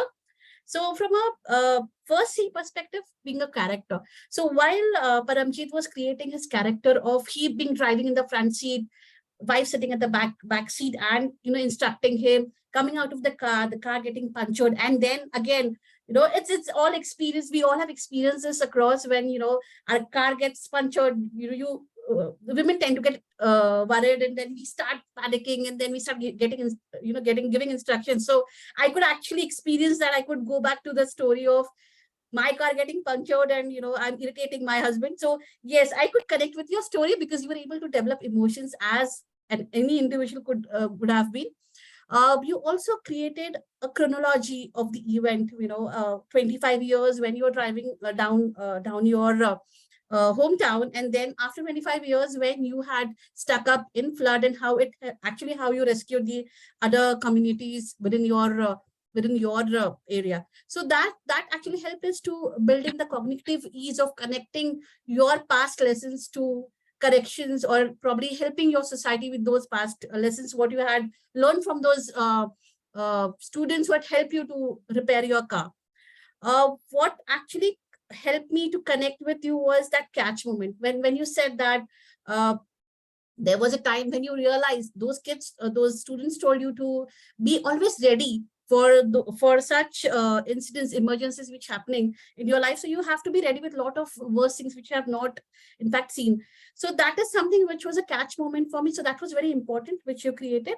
And yes, the case in point, how did Noah's Ark has actually made you learn from the story? So actually, I in fact checked with Paramjit, what does it mean? So he said that it was a species who have built a boat to save all the next generation species from the flood. So I think that experience he could brought in at the end, which was a case in point, and that is actually have driven to make the entire story connected with all the dots and then the lesson. So just from a mechanics perspective, the camera was placed a bit low. So I think if you have a direct eye contact, that would be better. So if you lift up the camera to a certain height, I think you would be able to directly look into the camera, and then audience would feel that you're interacting with them. So that is something which was which I feel a area where that can be worked upon. Thank you, and over to you, TTM Percy. Hey, thank you, Toastmaster Ashwini. Very nice. She used her hands to gesture. Her hands were here, her hands were there. Great energy as a speaker, connecting to the humor of the speech as an evaluator. Did you sense that from her? She picked up on his humor and kind of came in at that level. That's very nice, having that kind of empathetic connection with your speaker. I also appreciated how you said, what made me connect with you. What helped me to connect with you is exactly what you said. Ashwini, I'm going to give you a piece of advice, if you don't mind, that I have to tell myself all the time. Slow down. If you only say 3 things, then only say 3 things and send the rest in a memo. It's gonna be okay. Slow down, because what you got is good. Yeah. Thank you, Toastmaster Ashwini. Moving forward, our 4th speaker, remember, word of the day is decisiveness. Everybody else, please remember to send something in the chat telling Ashwini how much you learned from her. But moving on to evaluate Angelo Brown is DTM Manju Manohar. And again, thank you, DTM Manju, for stepping in at the last minute. The stage is yours. Thank you so much. The best way to destroy your enemies is to turn them into your friends. I didn't say this. Abraham Lincoln said it. Today, when we all listen to Angela and the way she treated the bullies who bullied her so badly at school. And at the end, when she leaves the touch of forgiveness, like that quote, there is a quote, forgiveness is the fragrance that violet sheds on the heels that crushes it. Yes, friends, today I saw that fragrance in Angela's speech. This speech resonated a lot with me because I truly feel the pain of children getting bullied. I work a lot with children, and as a child myself, I was also thin, frail, and when she said midget, 3 feet, dwarf, 38 pounds, I was not even 38 pounds. Yes, I too was bullied. So when she said that, it kind of touched a raw nerve within my heart. The vocal variety she brought in when she said, wonderful, I made friends, holidays and weekends. When she enunciated these words, I could see that happiness coming out of her heart directly. And it was clearly evident to us. I also liked the part where she had a decisive call to action. She asked each one of us to be aware of what happens in the lives of our children, or maybe the children around us, and help them face the bullies. It was not just sharing her pain. She also told us how she forgave her bullies and also had a great call to action. Now, how can she challenge herself? I would say, Angela, you could challenge yourself by asking questions to the audience. Has that ever happened to you? Have you ever felt the pain of being bullied, pain of being insulted? This is one such device you can use. Ask questions to the audience. Second one, again, is maybe when you're emphasizing certain points, you can come closer to the camera. Maybe I would say, look at Say, because he does much better than me. Eyebrows. That will connect a lot with the audience and make sure that your message lingers on in their minds long after this meeting has gone. The second suggestion I have is when you're using a stage, you could try moving on the stage. So, for example, at the beginning, when you're getting bullied, you could say like this, at one end, I was bullied. And then when you become powerful, when you make friends, you can move to this side. I made friends. It felt wonderful. So that will indicate to the audience that you have moved on. You are a new you. And yet another suggestion would be smile when it is time to deliver happy news. Overall, a great speech, wonderful message, and wonderful call to action. Over to you, General Evaluator first. Woo! Nice. Ooh, I think I just woke some people up. Nice job, PT Manju. Of all the great things that you just said and did, of all the great things you just said and did, moving to the side, moving in, the thing that you did that I want to bring out to everyone, you connected with your speaker ahead of time. I want to thank you for that. You connected with your speaker ahead of time, and that's great. Our job as evaluators is not just during the speech and after the speech, it's in front of the speech so we get to know our speakers and we can really help them. I appreciated everything you said. I thought everything you said was spot on. When they give a speech like this, and you were very empathetic with her, even just a little bit more love at the end, because it was a painful speech, wasn't it? She shared a lot. She's very vulnerable. Just give her a little bit more dab. I think that would be nice. But otherwise, brilliant, lovely job. Our fifth speaker was Mohammed Asif, and now Mohammed Azimuddin is going to give a fantastic evaluation. Remember, word of the day is decisive. Go ahead, sir. Thank you very much, General Evaluator, and especially to my target speaker, Mohammed Asif Said. Mohammed Asif Said, you have given a wonderful speech. You actually give a very account of how to become a successful mentee in our life. That was really very wonderful speech.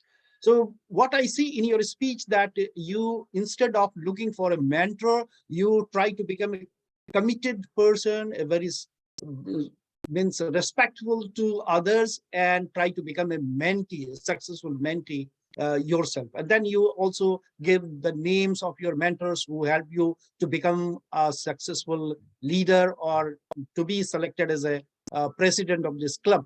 What I wanted to see in your speech is that you should stand in one side and give how you became a successful mentee in your professional life, and then on the other side, how you became a mentee or in your personal life. So this is what I was looking for.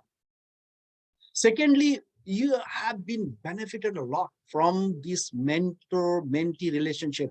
And you have also projected yourself as a very committed and very respectful mentee in your life. When you get some benefits at almost no cost, then your voice need to be a little bit enthusiastic. So in your speech, you are also saying that one mentee has to be very enthusiastic. That I think that I was expecting from the speech, that how to become means you how a mentee can express his feelings when he became really a successful mentee. That's it. What I at the end I would like to say that you spoke like a leader, a mentor yourself, and the tips that you have given to become a successful mentee is really appreciated. Over to General Evaluator. Okay, there we go, unmuted. Thank you, Mohammed Azmuddin. I appreciate all your energy. You showed that you were listening and watching very clearly. You were the best listener, the best watcher. Poor word, isn't it? But that's what you did. And that's what we have to do as an evaluator. I think you did really well on that. Where I would like for you to keep moving forward is instead of just looking at only the micro pieces and giving micro pieces of evaluation that they can do better, a little less of the scripting, a little less of the replay of the speech, and let's look at some of the big pieces. What are some of the big pieces that the speaker could have done a little bit differently, the big picture pieces? And I think that'll help you as an evaluator as well. Think about the rhythm of the speech in general. How did that work? I think otherwise, the things that you talked about him being a good leader, I think that worked out well. Thank you very much. Please remember to give some comments over into the chat. Moving forward, my general evaluation, I know I'm running out of time, timer, putting the times into the chat. Thank you very much, saved a lot of time. Word of the day, kept putting reminders into the chat. Well done. Ladies and gentlemen, at several points during our evening, even before Brahm mentioned it, I noticed 14 out of 28 cameras were open. That's only half. Later on in the evening, it was 12 out of 28. That's less than half. And then at one point, it was 13 out of 37 of our cameras were open. If we are to be leaders, then we must lead by example. We must support each other all the time. We must be here for each other all the time. Let's establish some protocols. Toastmaster, great job during the evening, very powerful presence. Sure would like to see a little bit more of you on your screen, but I think we could set up some protocols where Toastmaster might say, speaker, can you see the timer? This gives the speaker a chance to say, yes, I can see the timer. Now we've heard, now we've seen them. We no longer need to ask, can you hear me? Can you see me? Can you do this? And then the Toastmaster can say automatically, we can see you and we can hear you. That allows us to get all of that done, but sound very professional and keep it smooth. That's all I got because I know we're late. I'll send my comments in the chat. Thank you. Back to you, Mr. Toastmaster. Mr. G, could you please announce the polls for the evaluators so that I can launch them? My gosh. I'm supposed to do what? Sorry, launch the polls. Launch the polls for the evaluators. Yay. All right, there we go. Please vote. Thank you. And we'll take care of the rest. Go ahead. Thank you. Mr. Toastmaster. Thank you, Mr. General Evaluator, for your kind words. And I'm sure we shall await with bated breath for the written evaluation that's going to follow, because yes, that will contain the Farsi magic which we are used to. So please do make sure that you send it to us. Fellow Toastmasters and guests, I've been talking about resourcefulness all through the evening, morning, afternoon, whichever time zone you are in. This is a topic which is extremely close to my heart, and I picked it for a particular reason. We in Toastmasters are either in one of the two camps. Either we are overly enthusiastic, overly optimistic, and always over the top, or we are in the other camp where we are continuously beating our chest and lamenting about everything that can go wrong and does go wrong in every meeting. Pathways is not proper, and etc., etc. But guess what? Amongst us walk and breathe the same set of people who live and thrive in this environment. They take the good, they take the bad, they mix it all up, they shake it all up, and they present to us a cocktail which we all want to taste. And that is what a truly resourceful leader does. Because situations are what they are, constraints are what they are, opportunities are what they are. What you make of it is your resourcefulness. If you choose to take decisive steps, if you choose to keep walking the good walk, you will reach where you need to reach to. Because remember this, it's not a race. You aren't in this to compete with someone else. Whether it is Toastmasters or life, you're not competing. This is a marathon in which you are the only runner. The only thing that defines your success is, do you reach the finish line or do you give up before the finish line? If few of you didn't see, a lady from Spain ran the marathon. She finished it in 7 hours, 48 minutes and some 42 seconds, despite the fact that her feet had given up, despite the fact that she couldn't stand up. She found it within herself.